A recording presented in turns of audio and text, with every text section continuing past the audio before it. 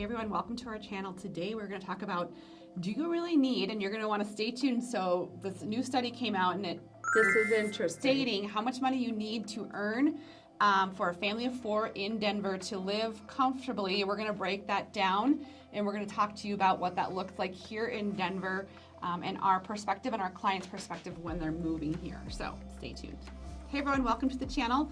Laurie, Derickson, Kalene, Zaabadick, and today we're going to give you a really good, honest overview of what it takes to live here in Denver. We do a ton of real estate here. Absolutely love it. Yep. If you're thinking of making the move, have any questions on the real estate market here or housing, where to live, give us a call or text anytime. Put those numbers into your phone and reach out. So I would say a lot of people, Denver just appeals. There's a lot of talk about what a great state to live in Colorado is, and Denver just happens to be a big name. It's a bigger city. And so the question remains is it really affordable, or how much money do you need to comfortably live in Denver, Colorado? So Laurie had pulled up a couple, there's actually a lot of conversations and articles kind of around this right now. Yeah, it's been on the news a lot lately. So recently, this has been all over the news if you guys haven't seen it yet. So in these 22 states, it's stating that you need a 6-figure income at least to afford a typical home. So according to the bank rate study that this came out, which assumes, so I want to kind of lay this groundwork for you guys. They assume that buyers would need to put down 20%. Mm-hmm. They would take out a 30-year fixed mortgage rate at the average 52-week interest rate. It also assumed the mortgage payments didn't exceed 28% of their annual gross income. And so with that being said, it was calculated in the United States that the overall median home price of $402,000, so that's across the entire country, right? Keep in mind, we're going to break it down Denver in a little bit. You said $402,000? Correct. Okay. But the home buyer must earn $110,000 annually to afford a median home price in the country. Well, and I would say that probably is a lot of talk also around inflation. Like that's averaging not only your home, the cost of your home or your rent or whatnot, but typical, like how many cars does an average household have? What are groceries costing? All of those overhead. So $110,000. I know this seems old school, but I remember in my 20s even, like if I could ever make $1,000 a week, I would have everything I would need, and that is just not the case. No, not reality anymore. So I want to look specifically at Denver because Denver is higher cost of living. Okay. It wasn't in the top 5 though. So top 5 was California. California, guess what the median income was that you needed in California? $200,000. Close. 197 is what you needed. Hawaii came in second, 185, so on and so forth. And then there are other states where a 6-figure income was needed. Arizona, Colorado as a whole came in at $152,000 you needed to make it. So it wasn't one of the top 5, but it was like close after. We're one of those 22 states that you need to make over $100,000 to afford a average size home here. To be able to buy a home, really. I mean that's the huge thing within news headlines now is what is it affordable for people to afford a home anymore? Yeah. And so that's kind of what we're looking at today. Well, and I know, so on that list of like those median different states, Florida was kind of in the same as Colorado, Idaho, Maine, Maryland, Montana, Nevada. The list kind of went on, and I think we'll have these pop up, but Colorado, a lot of these states that we're seeing those names, they were a lot of the states that people were kind of going to maybe 2019, 2020, 2021, because people were moving either a lot of times for lifestyle. They wanted, better weather, better lifestyle. And Colorado, we just have really good schools, lifestyle. So it checks a lot of those boxes. So it really doesn't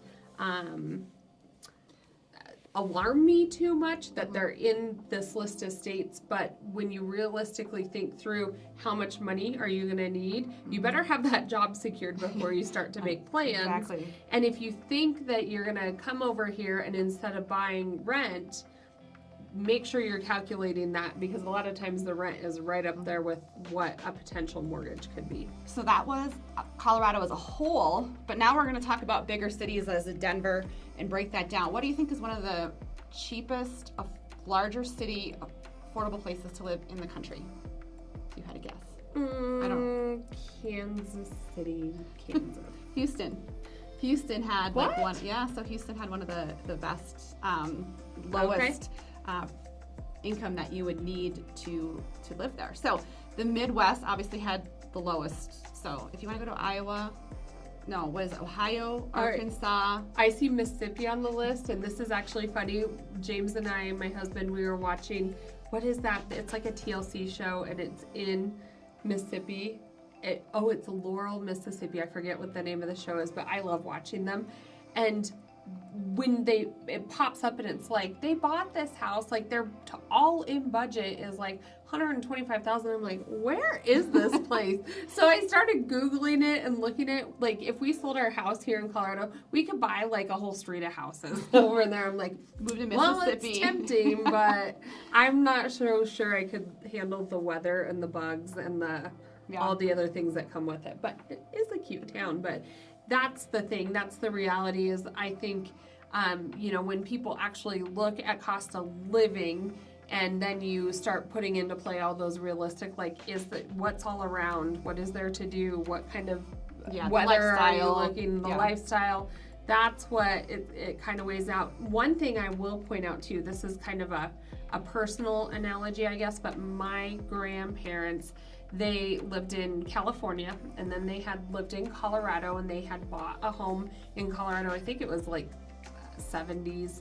And then when they retired, they decided, we're going to go somewhere warmer and cheaper because, at that point, and this was like 25 years ago, Colorado was too expensive. And so they sold out, and they had moved to Arizona for the weather, and, they're still in, drivable distance and whatnot. Now, what the problem is now, because Arizona's home prices and the way that they have, they've still grown a lot of equity, but my grandparents, even if they wanted to now, as they get like in they're like mid 80s now, there's no way financially they can move back to Colorado because they moved somewhere cheaper. And now to reverse that, it's pretty hard to do. So just food for thought when you're putting together those pieces. Yeah. So this is one more interesting fact, then you're gonna be shocked by this statistic as well. If you're thinking of moving to Denver, is something you have to put into consideration. I'm gonna break that down for you. But according to Smart Asset, again, another financial advisor, said over half, 51% of the people who make over $100,000 a year says they're still living paycheck to paycheck. So my question is how much do you have to make here in Denver as a family of 4 to live comfortably?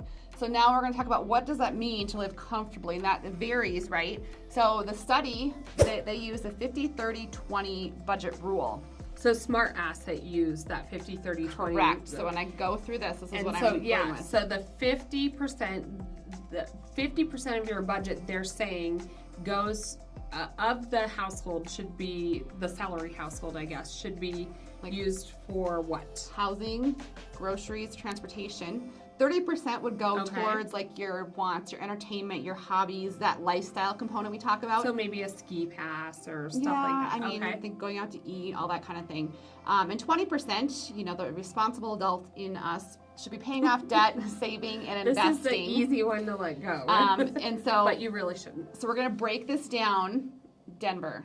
So let's talk about that here. So all of those facts you just gave us, we're actually going to reverse engineer that now. But we're going to narrow. We're taking that budget and we're going to break it down Well, I haven't even given them 50-30-20. I haven't even given them the number yet. That's going to shock you. Okay, but of that 50-30-20, what is that magic number that we need to earn to be comfortable in Denver? Right. So according to the study, ready? Go ahead. Guess how much you think you would need as a family of 4 to earn to live comfortably in Denver. So I'm going to break the bad news. Okay. $272,314. Does that mean if you make $272,313, you're not comfortable? No, you just have to like make a choice. So when I read that, I'm like, really? You need $272,000 to live comfortably? It seems people like argue with what that means. A lot, but then we're gonna break it down, and it actually kind of makes sense. I'm gonna put some numbers to this. Okay. So the first thing you have to do, which we all have to do, and it's gonna be tax day in a week, and I'm kind of crying a little bit in my head. And this is our gross Yes. income, $272,300. So we have to pay taxes. So we're gonna just We don't like to talk about. We're gonna take out 28%. Obviously, there's more or less depending on where you live and all that kind of stuff. We're gonna take off 28% of your income. That $76,000 goes directly to Uncle Sam. And then once you pay your taxes and are a good citizen and not gonna go to tax jail, you are. I have my numbers written over here. Oh, you have 196,000 left. Okay, that seems pretty good. Doable, I'm right? like, okay, this would have been cake 20 years ago when I was running my numbers.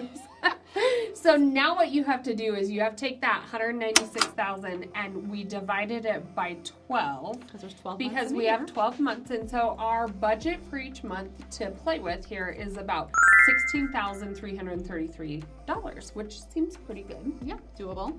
So then the next thing we did, let me go over here. So then we went to our average home price here in Denver. Well, we went a little bit above. I would say our because- average home price, our clients usually don't sit around the average for a lot of times, especially a family of 4. Well, They're and those needing- numbers a lot of times calculate Yeah. in townhomes, condominiums, and whatnot. So we bumped it up a little. And I was conservative. We're gonna go with a $650,000 priced home. Okay. Here.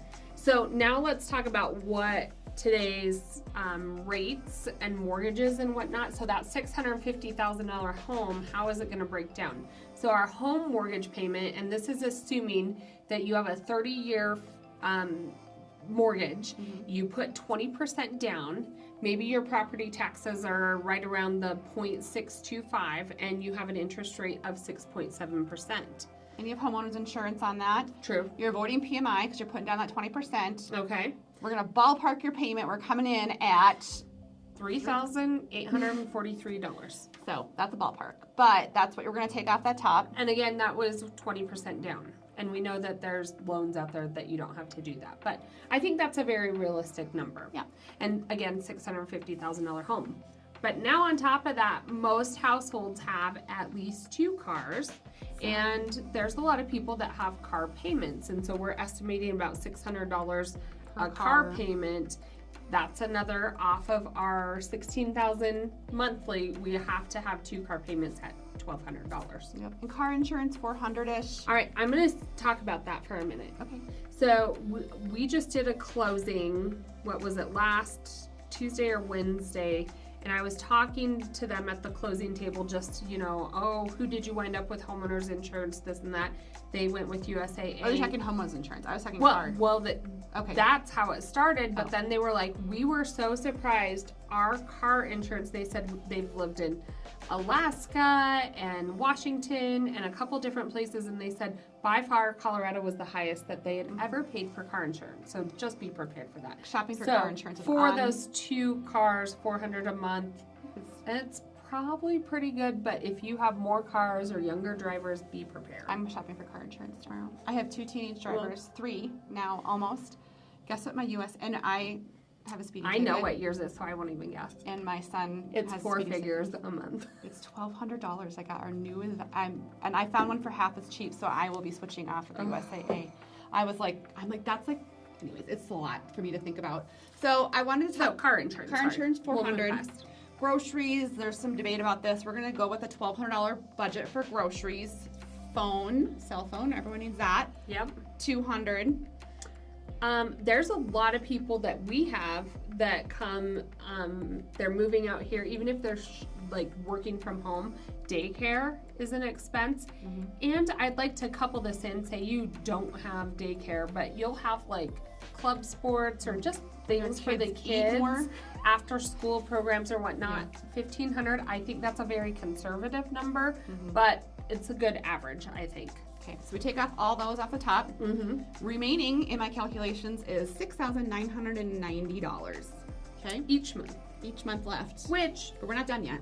okay. Because I keep thinking. That here, seems I pretty remember my good numbers. still. have them on my phone. And I would say that's comfortable. If you go up skiing and you don't have an Epic Pass or whatnot, we just went for a weekend, and it's on average about $1,000 a day for a family of 4 to go skiing. So if you go skiing once a weekend or something like that, you have an entertainment budget. You can use that for that in a little bit. Okay. So, that's not part of this. No. Okay. We haven't got to entertainment yet because we're living comfortably. Okay. So we're going to be responsible adults, and we're going to save that 10% a month for retirement. Okay. So whether your employee matches that or not, that's variables. But we're going to put that $1,600 into retirement because someday we're going to retire and live on the beach. And you'll need at least that $1,600 a month to come back. Medical, again, a big variable, but let's say you're not paying $900 a month for medical. Insurance. Okay. Utilities on that house, $500. Yep, I think that's a good number. Gas, you got to get places in Denver. So you're about $250. Vehicle gas. Okay. TV, by the time you pay in like your Netflix and your YouTube, I'm at least at $100 a month. I know. It does kind of climb up there. Much less a lot of people bundle that with their internet, and internet's probably right around 100, so you're probably at more like 100 to 200 a month if you bundle TV and internet. True. I do pay internet. You have to have internet. True. So that's on my miscellaneous on this one. And this is a big one for us right now. I know. So you have those 2 children, so you better save for college. So when you have those 2 kids, or you have to pay for it because you have to. So we're going to pay $1,000 a month away for college. Okay. Life insurance, let's say you need a life insurance, that's about $100. Okay. So if I look at all of that in there, I think I forgot a piece back here. Let me see. I think. Oh, you had a miscellaneous. Right. Oh, here, yeah, you got the entertainment budget of $1,000. Oh, and that was my skiing. That was your skiing. Okay. And there's a miscellaneous for $1,000. So what if your water heater breaks? Like you have to think about that as a homeowner. Like just a little savings account. Okay. So if I take all of those off, okay, we have $1,540 left to put into savings. Or maybe you need a house cleaner, or you need to get your nails done, or you have to make those additional trips to Dutch Bro or coffee. I can see how it quickly goes. So what was our magic number for Denver again? 272,000. And that's if you break that down. So you have to pay taxes and all those expenses we talked about. Now, of course, you can budget and do it very differently, but we're talking about living comfortably. I can see how that figure makes sense. I know it seemed very high. I'm like, geez, most people don't make that, but when you're talking comfortably, you're talking about being able to, we would, as realtors, and we're helping people move to the beautiful state that we love and live in, we never want you to be house poor because you're moving here most likely for schools, jobs, but then also lifestyle, the weather. We never want you to just only be able to afford your home and not do a whole lot more. Don't be too shocked. Your insurance is going to be a little bit higher, maybe depending on where you're coming from, those groceries, gas, all of those things. But we just hope by breaking down these numbers, don't let that $273,000 number completely scare you away, because we did add in there, like, responsibly and living comfortably, like what a lot of people do. I shouldn't even say that. Not even a lot of people. Just ideally what you'd be doing. And you still have a little bit left over, but I would say you need some money to be able to live comfortably in a big city. If you're saving Colorado and all that kind of thing. And so I just kind of broke that down because I thought it was a large number, but I have a silver lining to this. Oh, what's our silver lining? Is that you live a good life and you're making a great investment in your real estate. So then when you decide you want warmer weather and you want to sell out and go to Arizona, you have a nice nest egg. Yep. That's gonna be our next video, is how to get you some good equity here in Denver with these costs. So we don't want you house poor. Reach out. We help families do this all the time. Move here, have a realistic perspective on what it looks like to live here, what it looks like or costs to live here, the lifestyle you guys want, and help kind of paint that picture and put that nice puzzle together for you. We do it daily. We live here. We each have 3 kids of our own husbands, and we know what it costs to live here. And so we don't ever want you house poor. We want you to be able to do those weekend trips in the mountains. So, absolutely. So reach out. We'd love to help you. We do real estate daily. I think Kalene and I said we saw like 60 homes this last weekend. It's definitely picking up, and this time of year everything is getting, like, people are starting to wind down the school year, make the plans, come visit during the summer, decide to move during the summer. But we've been definitely feeling that pickup and having a lot of great conversations with people contemplating the move. We absolutely love helping people. We love doing what we do and helping you find a home that you love and that really meets all your needs here in the Denver area. So put those numbers in your phone and reach out anytime. It's us that you get. For now, we're out from Colorado.